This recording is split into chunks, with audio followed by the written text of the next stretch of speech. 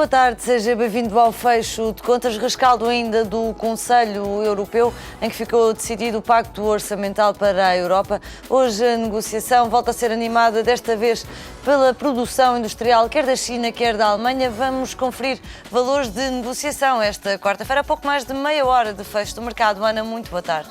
Muito boa tarde, Alexandra. De facto, os valores da produção industrial, quer na Alemanha, quer na China, estão hoje a dar algum ânimo aos investidores na Europa e também do outro lado do Atlântico. Hoje, em Portugal, também a animar está a emissão de dívida feita pelo IGCP. Portugal colocou no mercado 1.500 milhões de euros em bilhetes do Tesouro a 3 e a 6 meses e conseguiu financiar-se a um juro mais baixo do que na última emissão comparável. Mas fazemos agora as contas do PSI 20, a poucos minutos da hora do fecho. A Praça de Lisboa está a subir 0,61%, a negociar nos 5.357 pontos. Hoje, a dar ânimo à Praça de Lisboa estão os títulos da Galp Energia, estão a subir hoje também de forma significativa 2,96%. Aqui a petrolífera a destacar-se pela positiva dos demais empresas cotadas na Praça de Lisboa. Os títulos estão a negociar nos 12 cêntimos, ou melhor, nos 12,70 €. Assim é que é. Continuamos então a olhar para os pesos pesados. A EDP está a cair 0,18%, a EDP Renováveis está a subir 1,02%, a retalhista Jerónimo Martins chega a negociar com uma queda de 0,12% e a Portugal Telecom está a recuar 0,87%. Na Europa, o dia é também de ganhos. Olhamos também agora para os valores de negociação. De recordar então que, para além dos dados animadores que foram hoje divulgados por parte da China e também da Alemanha relativos à produção industrial, há aqui também toda uma correção do mercado depois de ontem serem verificadas acentuadas perdas por altura do fecho das praças. Olhamos então para a Praça de Londres, está a subir 1,83%, o CAC está a valorizar 1,87%, o DAX sobe 2,55%, tem a subida mais expressiva dentre as congêneres europeias, e o IBEX está a valorizar 2,29%. Do outro lado do Atlântico, dia também de negociação em terreno positivo, o Dow Jones a subir 1,07%, o S&P 500 com ganhos de 1% e o Nasdaq a subir 0,88%. Olhamos então daqui a pouco para os valores de fecho dos mercados na Europa. Os norte-americanos já sabem, mais logo às 9 em ponto, aqui em Closing Bell no ETV.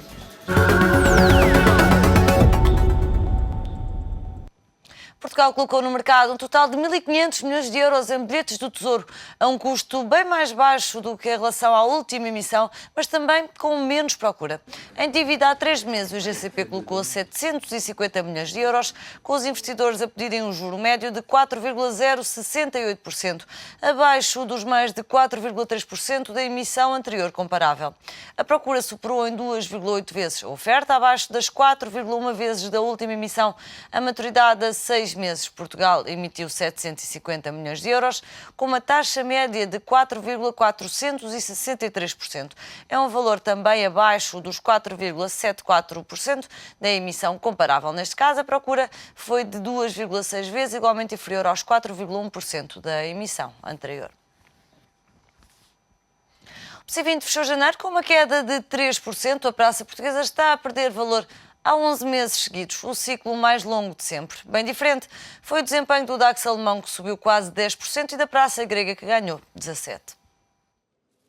Diz um adágio dos mercados que o ano nas bolsas fica decidido em janeiro.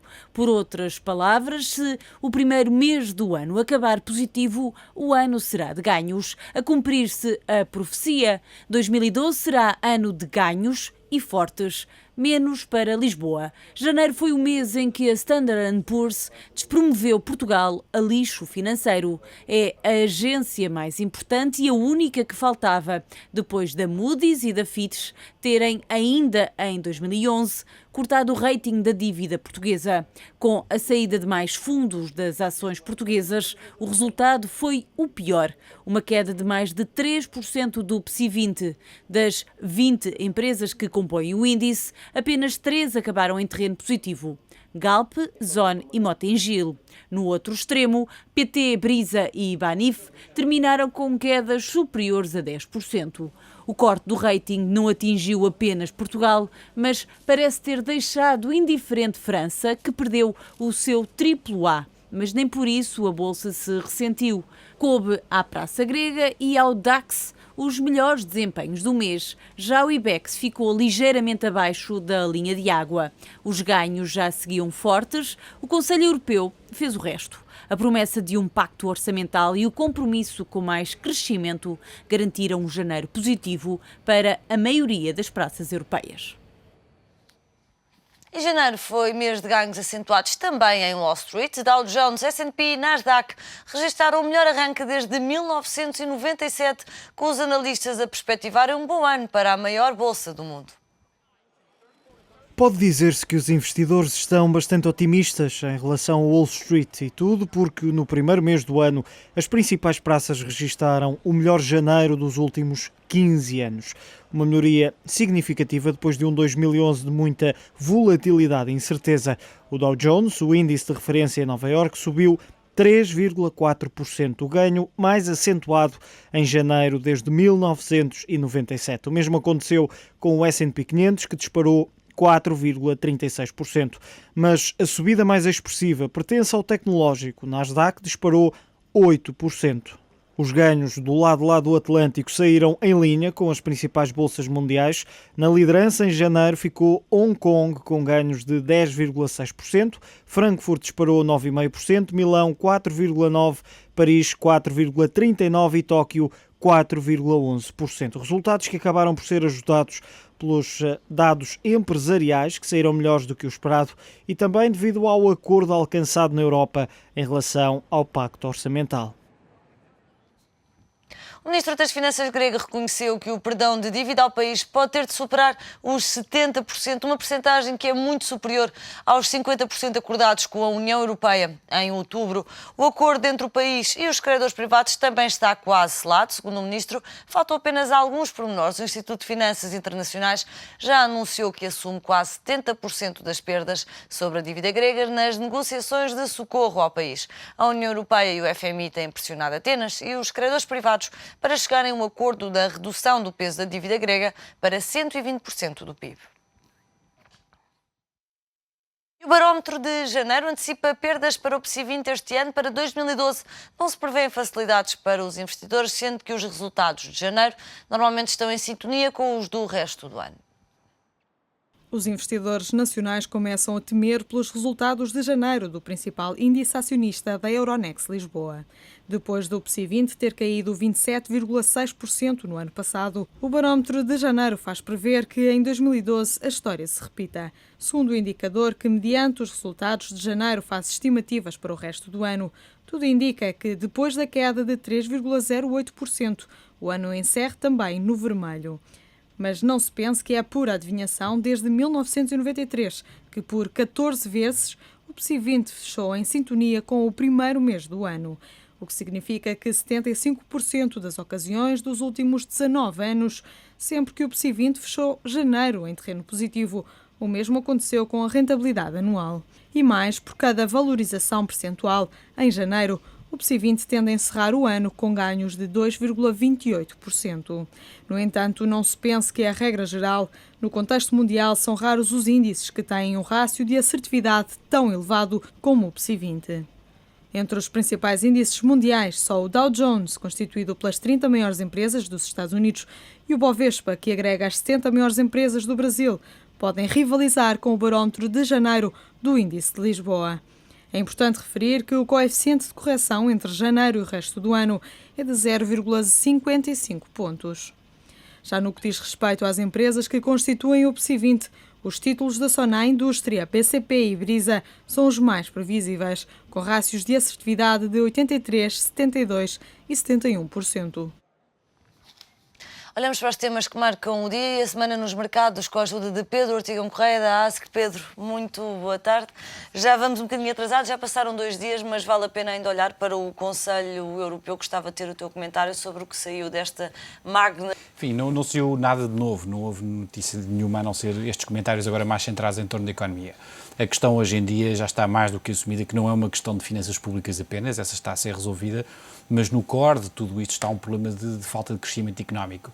E parece que os líderes europeus acordaram, aqui depois dos gritos da senhora Lagarde, dizendo os senhores acordem porque há aqui um problema económico, e isto podemos muito rapidamente entrar aqui numa espiral de travagem brusca em todas as regiões, se ninguém acordar para o facto de que tem que haver mais solidariedade entre os países, porque de facto se há uns que são superavitários, há outros que são deficitários, e isso é o que tem que estar na gênese deste Conselho Europeu e não tanto uma questão só de finanças públicas. E neste momento hoje, comparando até com os Estados Unidos, a Califórnia veio dizer outra vez que até março fica sem dinheiro para pagar salários, não se coloca nenhum problema nas bolsas hoje nos Estados Unidos por causa disso, mas nesta cimeira a Alemanha, apesar de reconhecer o problema, medidas foram muito poucas as anunciadas para o crescimento. Não, isto de facto nós somos muito mais lentos que os americanos, e por isso é que a economia americana é tão mais rápida e os mercados gostam tanto mais de olhar para títulos cotados nos Estados Unidos do que propriamente títulos na Europa, porque de facto são muito mais rápidos a tomar medidas.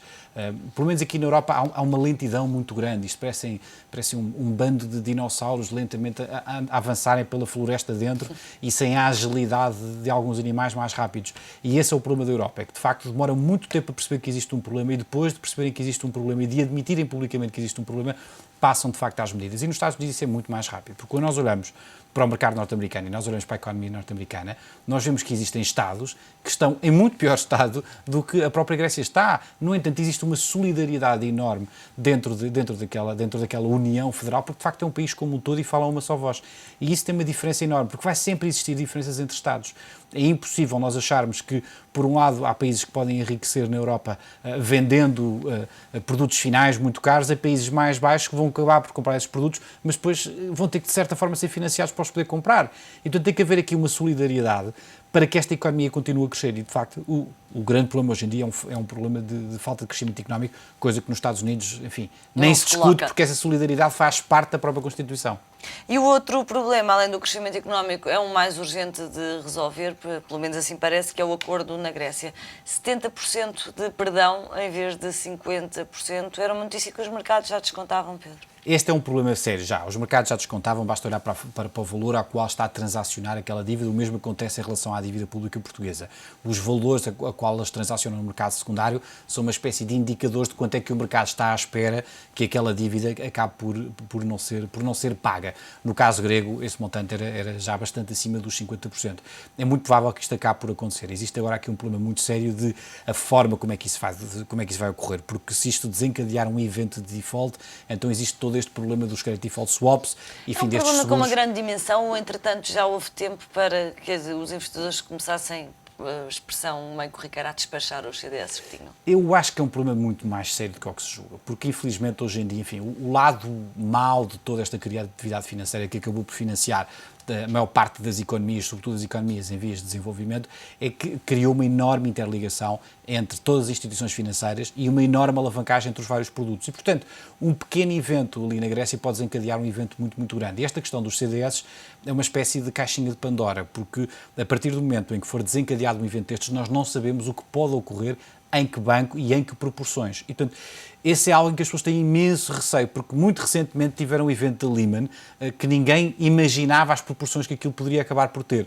E esta questão da Grécia pode provocar uma situação da Lehman, mas com efeitos muito maiores, porque estamos a falar de ativos supostamente com menos risco, que são dívidas públicas, e que teriam um impacto muito maior do que aqueles créditos de subprime do mercado imobiliário. Portanto, a grande questão aqui está, como é que nós vamos, de forma organizada, reestruturar esta dívida? Há várias propostas em cima da mesa, enfim, ainda hoje se discutia propostas de novas emissões indexadas ao crescimento grego, mas enfim, está-se a tentar chegar aqui a um valor um bocadinho mais drástico do que estes 50% que se falaram inicialmente, e muito provavelmente vai estar muito mais próximo dos 70% do que dos 50%, porque a grande questão é reduzir o total do valor da dívida grega em função daquilo que é o produto grego, e tentar empurrar esse valor muito mais próximo dos 100% e, portanto, largamente afastado dos 180% ao qual nos encontramos encontramos hoje em dia. Mas depois há o problema, Pedro, do cupão, do quanto é que na nova dívida que vai substituir esta dívida a Grécia vai pagar. Tem-se falado na questão dos privados estarem a dizer que querem 4,5%, a Grécia ali nos 3,5%.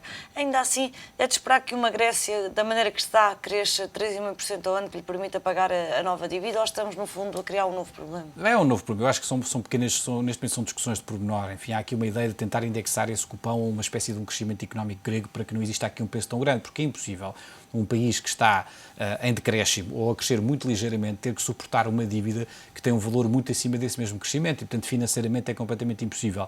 Ao mesmo tempo, existe também aqui uma certa relutância de injetar mais dinheiro num país que está totalmente decrépito para que depois esse dinheiro acabe por fugir pelas próprias fronteiras. E, portanto, ainda mais numa altura em que se leu hoje que o Primeiro-Ministro nem sequer leu o memorando que a Grécia assinou com a Troika. Deve haver imensas conversas de bastidores e deve haver imensas guerras entre eles, mas neste momento eu penso que a situação já está um bocadinho fora do controle do próprio Primeiro-Ministro grego. Eu acho que aquilo que está a ser discutido hoje em dia é que parte deste controle orçamental da Grécia seja feito em Bruxelas, enfim, ou seja feito em Frankfurt, mas que não seja feito lá para que seja feito por alguém, no fundo. Seja feito por alguém com o mínimo de seriedade, para que exista um bocadinho, para que a confiança volte aos mercados. E esta é que é a grande questão. E quando nós olhamos para Portugal, nós vemos aqui, se calhar, agora um problema de falta de boas relações públicas do país, porque, de facto, nós temos feito tudo muito bem feito e continuamos a ser colados à Grécia, porque provavelmente não fomos capazes de explicar que estávamos a cumprir tudo aquilo, todos aqueles pontos, aqueles 20 e muitos pontos que a Troika nos exigiu, desses todos apenas 4 estarão parcialmente a ser cumpridos, enquanto que na Grécia metade não está, não é? E porque esta colagem à Grécia, em vez de ser uma colagem, por exemplo, a uma Irlanda, em que, do ponto de vista dos mercados, até está a ser bastante melhor percebida do que Portugal? Eu acho que aí há duas questões a apontar. Por um lado, o facto de centralmente não haver apoio suficiente por parte, por exemplo, do Banco Central Europeu para continuar a comprar a nossa dívida e fazer baixar o valor das taxas de juros implícitas da nossa dívida. Essa é a questão número 1. Enfim, viu-se o que fizeram ontem e hoje, enfim, o valor da nossa dívida começou a baixar ligeiramente porque têm vindo a comprar progressivamente, mas se tivessem começado a fazer isto há 6 meses provavelmente teria sido diferente. Como tem feito na Itália e em Espanha. Como tem feito na Itália e Espanha. E 2, por parte também do nosso governo, provavelmente um maior esforço de PR junto dos investidores seria bastante mais vantajoso. Enfim, ao que eu sei, penso que estão neste momento a executar esse mesmo esforço. Enfim, o Ministro das Finanças estará por Londres à conversa com investidores, mas isso tem que ser feito de forma muito mais corrente. Tem que haver, por um lado, um esforço maior por parte de Portugal de fazer uma propaganda positiva quanto à execução do memorando da Troika e, por outro lado, centralmente, tem que também haver um esforço por parte do Banco Central Europeu ao comprar a nossa dívida de forma a que este valor vá descendo para que a percepção no mercado mude. Porque, caso contrário, vamos continuar a estar colados à Grécia, provavelmente de forma injusta, quando devíamos estar muito mais próximos da Irlanda, porque em termos dos pontos da Troika que nos foram exigidos a cumprir, já os cumprimos quase todos na integralidade, enquanto que Grécia nem sequer metade deles os foi capaz de cumprir. E o mercado ainda não percebeu essa diferença. Ora, para ele perceber, precisa destas duas coisas. Por um lado, um maior esforço por parte de Portugal em publicitar e depois por parte também das instituições europeias de acalmarem esta taxa de juros, entrando no mercado, intervencionando no mercado, comprando as próprias emissões portuguesas, de maneira que os juros vão baixando e depois o mercado começará a fazer as suas contas. Enfim, nós hoje vimos vários analistas comentarem positivamente a atuação do mercado português e isso, à medida que nós formos aumentando o nosso pior junto a esses investidores, passando a informação daquilo que estamos a fazer, acaba depois por se espalhar muito mais essa informação. E depois acaba por ser um bocadinho ingrato, porque se os mercados se comportarem bem no dia em que nós vamos emitir dívida de curto prazo, se houver uma baixa desse custo, de repente já somos bons alunos, mas para haver essa baixa o BCE tem que intervir e, portanto, às tantas, parece que não é tanto o que estás a fazer internamente, mas mais o que toda a gente está a fazer por fora para Portugal. Nestas emissões de muito curto prazo, 3 e 6 meses, como esta que aconteceu hoje, são emissões que são muito mais tomadas internamente do que externamente. Essa aí, enfim, esse mercado está mais garantido pelos nossos próprios investidores nacionais, quer através de veículos cá, em Portugal, quer fora de Portugal. A intervenção do Banco Central Europeu é mais a nível da dívida que já existe em transação no mercado. E essa não é tanta das emissões primárias, mas tem mais a ver com a própria emissão secundária. Mas de facto tem a ver com isso. Esta percepção dos juros não é mais do que uma materialização da percepção de risco por parte dos investidores. Pedro, e a questão que se coloca também para Portugal, infelizmente, é se vamos precisar de um novo resgate. Nós já vimos esta história acontecer. Quando há rumores, o mercado quer mesmo é testar esse rumor. Achas que vamos chegar aí? Eu acho que todas as opiniões aqui são válidas. Hoje houve vários artigos, uns mais positivos, outros mais negativos. Enfim, no FT há dois artigos interessantes. A imprensa internacional nunca é muito simpática. A imprensa internacional, o FT, por tradição, é eurocético e normalmente, em termos de informações financeiras, acabam por vender mais as negativas do que as positivas. E, portanto, existe aqui uma certa intenção também de, se calhar, tentar encontrar mais lados negativos do que lados positivos. Agora, qualquer opinião é válida neste momento, porque não vai depender apenas de Portugal. Aquilo que nós estamos a fazer está a ser bem feito, mas tudo vai depender das condições do mercado. Quando chegarmos ao final de 2013 ou ao primeiro semestre de 2014, onde de facto vamos ter que ir ao mercado pedir dinheiro.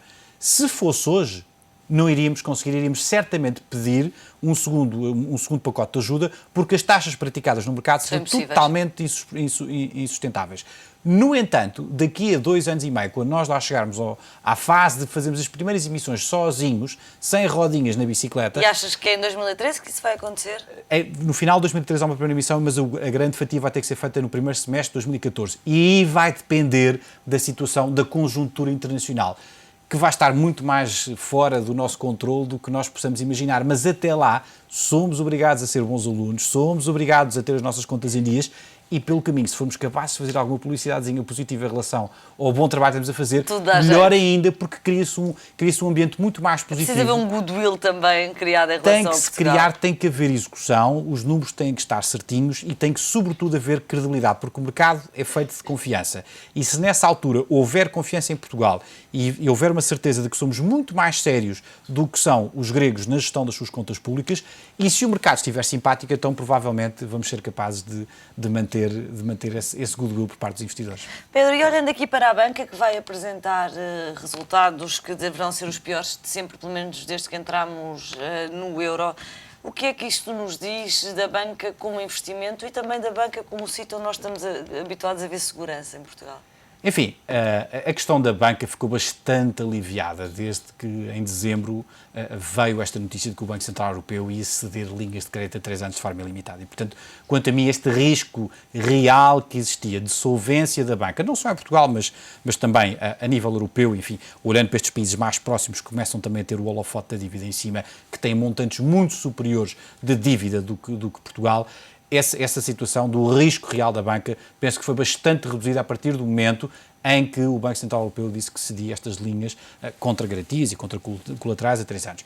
Dito isto, a realidade que foi a banca nos últimos 10 anos, comparado com a realidade que vai ser a partir de agora, vai ser totalmente diferente, porque quando nós olhávamos para o crescimento do PIB mundial, que crescia, enfim, a 1 dígito, a valores muito elevados, mas a 1 dígito, e vimos a banca a crescer de forma consecutiva a 2 dígitos em todas as regiões, havia algo de errado.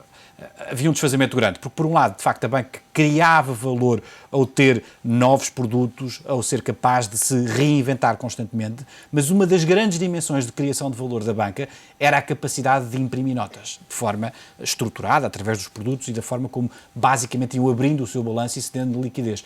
Ora, a fase na qual nós estamos agora é uma fase exatamente contrária. Não é uma fase de alavancagem, é uma fase de desalavancagem. Portanto, a banca vai ter que regressar a um padrão de criação de valor distante deste antigo que era carregar no botão multiplicador da cedência de liquidez, que de facto criava bastante valor. E, portanto, o quadro da banca daqui para a frente vai ser drasticamente diferente daquilo que foi até agora, porque este grande motor de criação de resultados, que era a expansão dos balanços via cedência de crédito, vai deixar de estar. E, portanto, vamos entrar aqui num ambiente muito mais próximo do crescimento da própria economia. Portanto, a banca vai crescer muito em linha com aquilo que a economia vai acabar por crescer.